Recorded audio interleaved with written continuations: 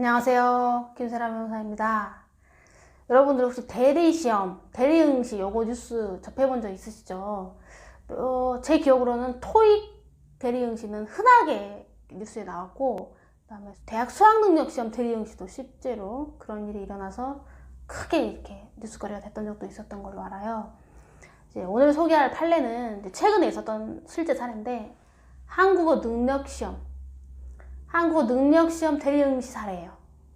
이러한 사례에서 이 피고인들이 형법상 어떤 죄책을 지게 되는지 그거에 대한 쟁점입니다. 자, 일단 사실관계부터 한번 설명을 해볼게요. 여기 이제 등장하는 사람 3명이에요. A, B, C 이렇게 3명인데 A하고 B는 이제 외국인이었어요. 좀 더 정확히 얘기하면 조선족이었고, 이제 C는 이 B의 친구였어. 근데 이 A라는 분께서 다니던 대학교에 이제 행정 절차상 어떤 과정을 수료하는데 한국어 능력시험 4급 자격이 필요했던 거예요. 근데 본인이 그 시험을 합격할 자신이 없었던 모양이에요. 그래서 이제 스마트폰 어플을 통해서 알게 된 B를 통해서 C를 소개받고 순차적으로 이제 부탁을 하게 돼요. A가 B한테 내가 사실 이제 박사과정 수료를 하려고 하는데 한국어 능력시험 4급 합격증이 필요하다. 그렇게 말을 하고, 내가 이게 능력이 나는 좀 시험을 합격을 못할 것 같은데 좀 부탁을 해서 누가 대리로 시험을 봐줄 수 있겠느냐 이렇게 부탁을 해요. 그래서 B가 자기 친구 C를 이제 데려오는 거죠. 그래서 이제 C가 그래 해주겠다 이렇게 된 거예요. 자, 이래서 이제 그 해당 시험일날 해당 시험 고사장에 이렇게 C가 A의 행세를 하고 들어갑니다. 첫째, 이제 여러분 시험 많이 봐보셨죠? 시험 보면 어때요? 감독관이 신분증 확인하죠?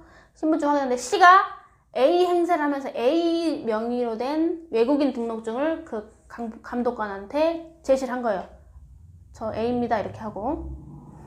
그리고 나서 시험을 봐요. 자, 여기까지 딱 사실관계는 일단 끝이에요. 자, 여기서 3가지 범죄가 문제가 돼요. 첫째, C가 A인 척을 하면서 A의 외국인 등록증을 시험 감독관한테 제시한 행위, 요거는 우리가 공문서 부정행사죄라고 해요. 형법 제230조에 나와요. 공문서 부정행사죄. 두 번째는 또 이제 이 C라는 분께서 A인 척하고 A의 명의와 A의 신분으로서 대신 대리시험을 응시할 목적으로 그 해당 고사장에 들어가죠. 그런데 그거는 건조물 침입죄에 해당해. 건조물 침입죄. 우리 형법 제319조 제1항에 나와요.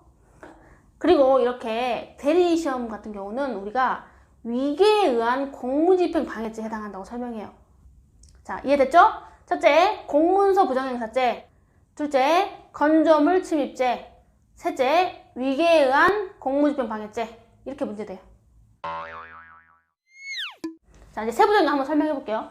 여기서 우리가 형법에서 위계라는 말이 나오는 게 이제 위계에 의한 업무방해죄, 신용훼손죄, 위계에 의한 공무집행 방해죄 이런 데서 나오거든요. 근데 위계라는 말은 상대방의 오인이나 착각이나 부질을 일으키는 일체 행위를 말해요.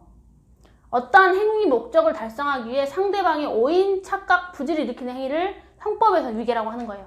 자, 그래서 이 사건에서 이 C라는 분께서는 A의 부탁을 받고 A가 희망하는 대리 시험을 진행하기 위해서 해당 시험 감독관의 시험 감독 업무를 방해한 거죠. 위계로서 방해한 거죠. 다른 사람인 척 행세하면서. 그래서 위계에 의한 공무집행 방해죄가 성립하는 거고요.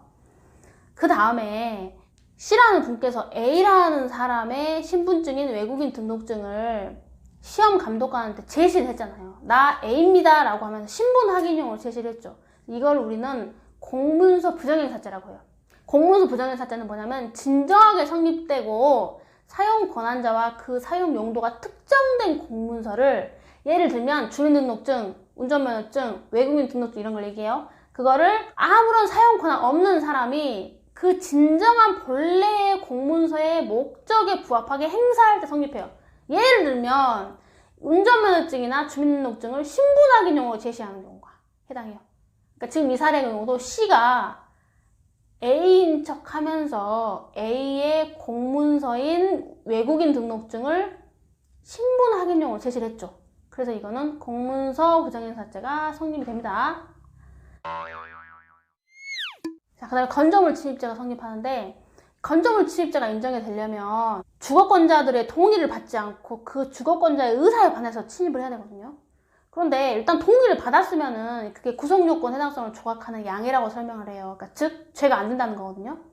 이 사례의 경우는 그러니까 동의권자가 진정한 그 목적, 침입 그 건물에 들어온 목적을 알았더라면 동의를 안 해줬겠죠. 그렇죠?